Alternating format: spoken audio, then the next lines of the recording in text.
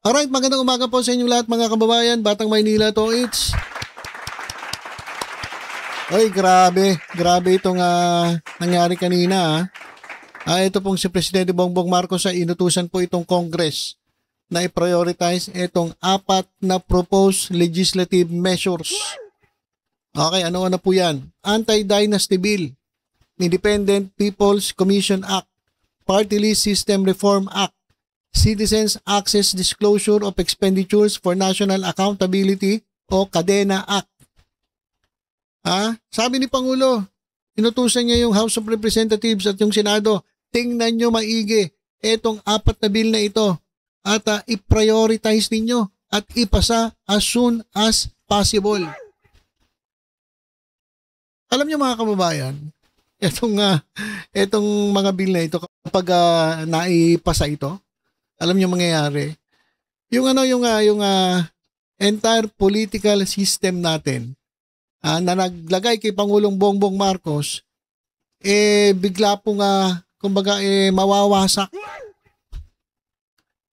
Yung political system na naglagay kay Presidente Marcos, yung mismo ang kakalabanin ni Presidente Bongbong Marcos nung inutos niya na i-prioritize itong 4 na bills na ito.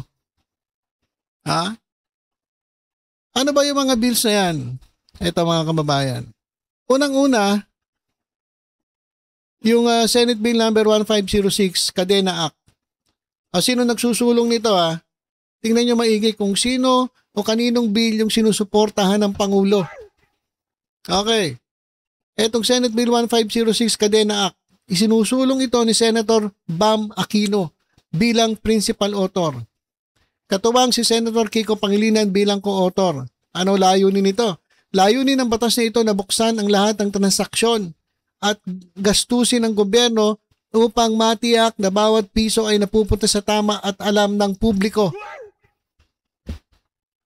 So magkakaroon po tayo ng access at i-disclose po lahat ng expenditures, lahat ng gastos ng gobyerno para po sa national accountability. Ito po ang tunay na accountability. Hindi po yung sinasabi ng mga didilis diyan na sila po ay naghahanap ng transparency, accountability, ay sinasabi nila mga ganon. Pero sila mismo magnanakaw.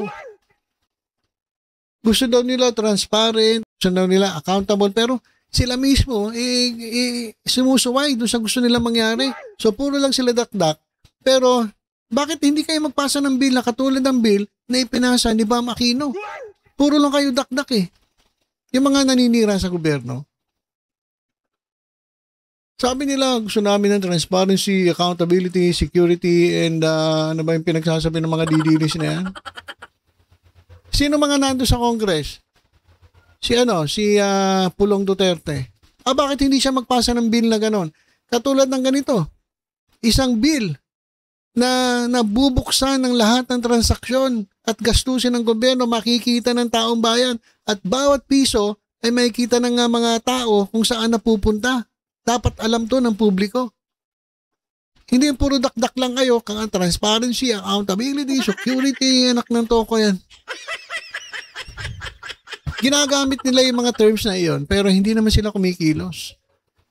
Tingnan natin kung etong bill na to susuportahan ng mga didilis. Sabi ng Pangulo, i-prioritize nyo ito. Gusto kong silipin nyo, pag-aralan ninyo, ipasa sa lalong madaling panahon. Ito po yung totoong accountability, totoong transparency. Hindi yung sinisigaw ng mga maisog na ganun. Di ba? Kalokohan lang yung pinagsisigaw nila Ito pa. Senate Bill 1559, Party List Reform Act. Ito ay inakda ni Senator Bam Aquino upang siguraduhin na ang party list system ay tunay na boses ng marginalized sectors at hindi nagagamit ng mga mayayaman at makapangyarihang politiko. Kasi itong party list mga kababayan, ginagamit lang ng ng mga politikong pulpol. Tingnan niyo mga kababayan, buti na lang natalo. Yung party list ni Diwata Pares. Hindi naman vendors, party list, vendors. Pero yung mga yung mga nominee nila, mayayaman Hindi naman mga vendors eh. So ginagamit lang nila yung party list para sila ang pumesto. So hindi dapat ganoon. Dapat kung sino ang nominee, dapat talagang siya ang ay miyembro ng marginalized sectors. Naku, napakaganda nito mga kababayan kapag naipasa ito. Kasi ang daming party list mga kababayan, tingnan nyo. Yung yung Duterte party list. Pero yung Duterte party list, ay hindi pala Duterte party list, Duterte Youth Party List. Duterte Youth. Oh. Pero yung hindi naman youth. Yung Cardema. Tapos yung isa pang yung isa pang nominee, Cardema rin apelyido, pero kapatid ng asawa ni Cardema. Paano nangyari yun? So, ibig sabihin, ginagamit lang nila yung party list. Kunwari, sila ay membro o meron silang grupo ng marginalized groups at ang upo naman, yung mga mayayaman. Oh. So, tatanggalin na yun. Hindi ganun dapat. Hindi ganun. Kung nurse ka, grupo ng nurses, nurse ang tatayong nominee. Hindi yung mga mayayaman na gagamitin lang yung mga nurses. Teachers din, ganun din. Diba? So, maraming ganun eh. Maraming mga party list na ginagamit lang yung mga marginalized people para sa kanilang sariling interest. Yung mayayaman, yung mga umuupo.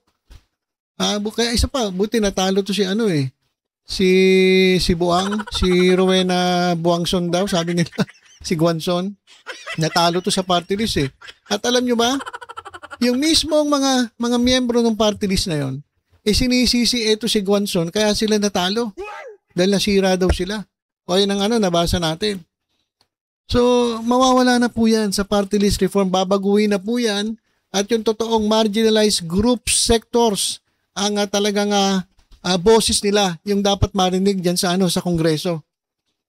So, yan po ang kagandahan ng Party List Reform Act.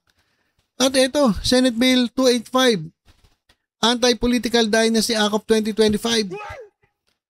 Dati yung mga DDS, sumisigaw sila, no to Marcos, kasi di ba mga Marcoses dati. Ngayon, ito na. Ang batas na ito na inakda ni Senator Kiko Pangilinan ay matagal nang hinintay na solusyon para buwagin ang monopolyo sa kapangyarihan at bigyan ng patas na pagkakataon ng iba pang nais maglingkod sa bayan. Kapag ito po naipasa, marami pong iiyak. Lalong-lalo na po yung mga nasa probinsya. Kasi halos lahat po ng mga nasa probinsya, yung mga politiko na yan, magkakamag-anak. Ay diyan nga sa Las Piñas Las Piñas, magkakamag-anak yan eh. Cavite. Cavite, ganun din. Diyan lang sa Dasmariñas, Cavite. Mayor, Vice Mayor. Tapos yung congressman. Sila magkakamag-anak, magkakapatid, magnananay. So lahat ng po yan ay talagang mawawala. At ma-open na po ang eleksyon. So makakita tayo ng mas magagaling. Marami po magagaling eh. Hindi lang po talaga sila manalo. Hindi sila makaporma kasi mayayaman na itong mga mga nandyan sa dynastiya eh. Hindi sila makaporma. Kung ito po ay mawawala at hindi na po sila papayagan tumakbo, magkakaroon po ng mga bagong muka na mas magagaling pa po na mga politiko. Baka iba, hindi politiko eh. Talagang gusto lang maglingkod sa bayan. So, nako. Ito po, pinaprioritize ng Pangulo. Unahin nyo itong mga to. As soon as possible, sa lalong madaling panahon, ipasan nyo yan. Grabe. Ang galing ni Presidente Marcos. Grabe Kinikilabutan ako sa sinabi niya. Alam niyo bakit? Kasi kapag nangyari to, sabay-sabay, sabi ko sa inyo, talagang magbabago ang takbo ng gobyerno, mga kababayan. Itong political system natin, talagang magsishift. Kumbaga, babaliktad. Nang biglang babaliktad, mga kababayan. Magbabago po. Ito pa. Senate Bill 1512, Independent People's Commission Act. Bilang principal sponsor, isinusulong ni Senator Kiko Pangilinan ang batas na ito upang palakasin at bigyan ng ngipin ang kasalukuyang Independent Commission for Infrastructure, ICI. Layo nitong bigyan ng sapat na kapangyarihan ng komisyon para habulin, imbestigahan at panagutin ang mga kurakot sa pamahalaan. So, eto, palalakasin pa itong ICI. Sila yung talagang sila na yung pwedeng magkaso, diretso na. Wala na nga, kumbaga, kasi parang ngayon, parang limited yung nila yung resources nila. So gusto ni Kiko Pangilinan palakasin pa ito at pagpanagutin yung mga magnanakaw sa bayan. Ayan mga kababayan, no? Grabe. Kapag ito po ay naipasa, kapag itong priority bills po ay naipasa, sabi nga po dito, may babasahin lang po ako. If Congress passes these 4 priority bills in one sweep, the Philippines would experience the most dramatic political reset since 1986. Not gradual change. Hindi po gradual kasi di ba iba, konti-konti lang yung mga memes, bago-bago. Ito bigla pong magbabago.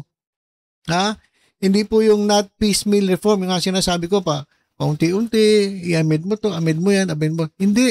Mangyayari dito, ito po yung a clean break from old political order. In a single stroke. These measures na mainly, sino ba ang mga authors at mga co-authors, mga kababayan? Biruin mo talagang, ito si Pangulong Marcos, hindi niya tinitingnan yung kulay. Wala nang kulay-kulay. Gusto ni Pangulong Bongbong Marcos baguhin ang sistema ng politika dito sa Pilipinas. Biruin ninyo mga kababayan, mga bills ng mga kakamping ang gusto niyang i-prioritize. Diba? Yan ang presidente. Yan ang hindi siya tumitingin doon sa kulay, kung ano man affiliation mo, ano ka ba? Maka-BBM ka ba? Ano ka ba? Hindi. Tumitingin siya doon sa mga bills. Kaya ang galing ni Bam Aquino at ni Kiko Pangilinan Grabe Ay, hindi ako nagkamali ng pagboto sa kanila Noong una nagagalit ako kay Kiko. Kasi masyadong iyakin. Pero hindi, sabi ko, hindi naman yun nangahadlang sa akin para hindi ko sila iboto. Kasi sa tingin ko kailangan sila ng bayan. Binoto ko si Bam at si Francis Pangilinan. Kahit galit ako kay Sharon. Hindi, joke lang po. Kasi mga mga iyakin po di ba? Nagpasampa ng cyber libel na sila yung political figure. Masyadong iyakin pero okay na, kinalimutan ko na 'yon. So, ito pong mga bills na ito ay ito mga authors, co-authors, sino pa mga kasama nila diyan? Risa Ontiveros. Ito bilib talaga ako kay Risa Ontiveros, grabe. Napakagaling ni Risa Ontiveros mga kababayan. At kasama yung Akbayan Party List at several reform party list and lawyers. Etong mga measures na ito would dismantle the foundations that have allowed dynasties, corruption, and fake representation to thrive. Overnight, the rules that have governed power for decades would no longer apply. Ayan. Diba? Basahin ko na. Imagine, itong bansa natin, where elections suddenly open up, mag-open na. Kasi iba limitado, iba ayaw tumakbo. Misa nga, walang kalaban kasi mga matatagal na nakaupo, mga dynastiya So mag-open up. Kapag itong anti-dynasty law ay nag-take effect, yung political family franchise magko-collapse.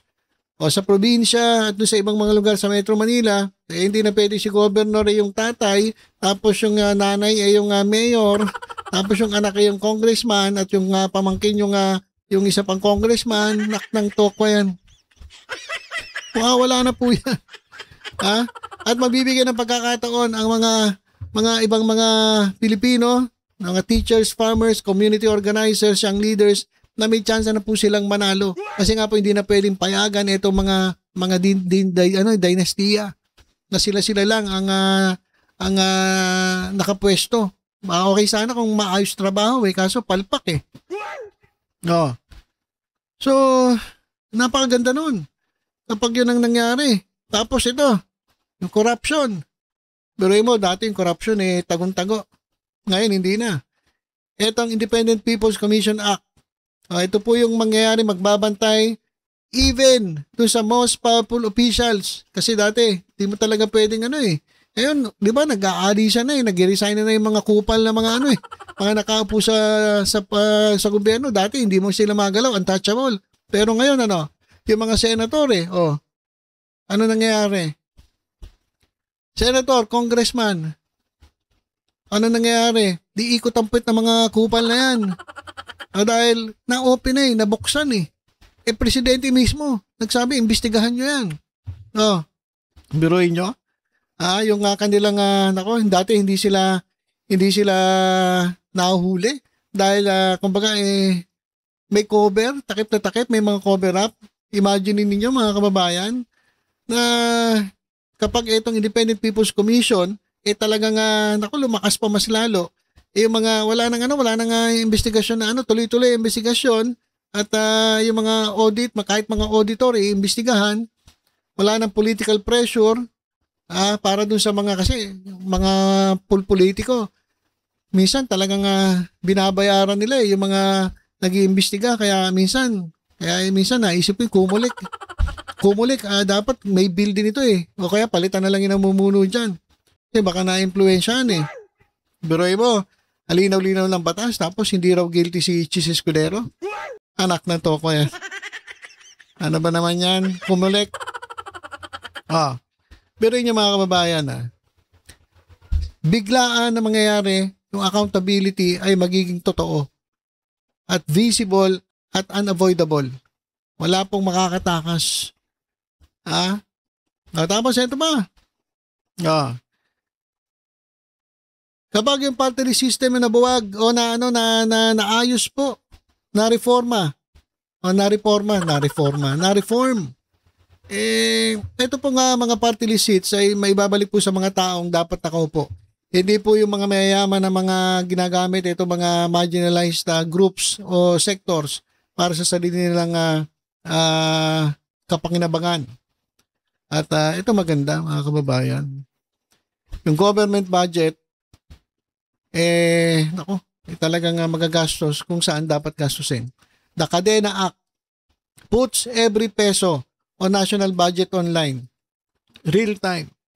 Kahit sino pwede i-check yung mga projects na may pondo, sino yung contractor at ano yung binabayad, at sino yung mga agencies na delayed. Grabe mga kababayan, Real time, makikita mo. Etong proyekto na to, 1 buwan na, 2 buwan na, wala pang kilos, Hindi pa kumikilos, Hindi pa nagagawa, pero bayad na, Mawawala po lahat yan, mga kababayan. Pero inyo, kapag ganun nangyari, nagkasabay-sabayan, mga kababayan, grabe, sabi ko sa inyo, magbabago po. Magbabago ang sistema ng gobyerno dito sa ating bansa. Kaya sabi ng Pangulo, baguhin na natin ito. Meron pa akong ilang taon, 3 years. Ito na siguro yung gusto ng Pangulo maging legacy niya. Pero yung kapag naipasa lahat ng ito, 4 po na priority bills na ito. Sabi ko sa inyo, mababago po ang Pilipinas. Sa totoo lang, mababago po ang Pilipinas dito. Kaya sana po ito suportahan ng mga senators at congressman. Dito lang po sa dynasty, marami sigurong maapektuhan dyan. Pero dapat maipasa yan. Naipasa po yan. Kaya salamat po Grabe Kiko Bam. Sa tulong ni Senator Rizon Tiveros at ilan pa. So ito yung mga nagtatrabaho. Ay, ibang mga dyan, puro lang pasyal, puro lang gala. Pero yabang ko magsalita, kala mo kung sino. Pero wala namang ganitong klaseng mga bills na pinipresenta. Pero mo sila pa yung mga bagong upo sila pa yung gustong i-prioritize yung kanilang mga bill ng Pangulo. Mga luma na. Ano ginagawa? Puro kurakot. Dapat talaga. Saka maraming mawawala Maraming mawawalang senator. Sana makakulong yung mga magdanakaw dyan. Okay, so ilan po muna mga kababayan. Napakagaling ng ating Pangulong Bongbong Marcos sa pag-utos niya dito sa Kongreso na i-prioritize itong mga panukalang batas na ito na siguradong magbabago ng political system dito sa ating bansa. At hindi na siya tumitingin sa kulay. Pero yun bill ni ni Kiko at ni Bam Aquino. Yung mga bill ng mga nila, nasaan? Wala. Yung iba nagtatago. Walang nga. Yung iba nagtitip. Nako. So ilan po muna mga kababayan, napakalaking impact sa ating bansa kapag naipasa po itong 4 na priority bills na ito na sana maipasa po sa lalong madaling panahon. So yun lang po mga kababayan, ingat po tayong lahat. God bless po.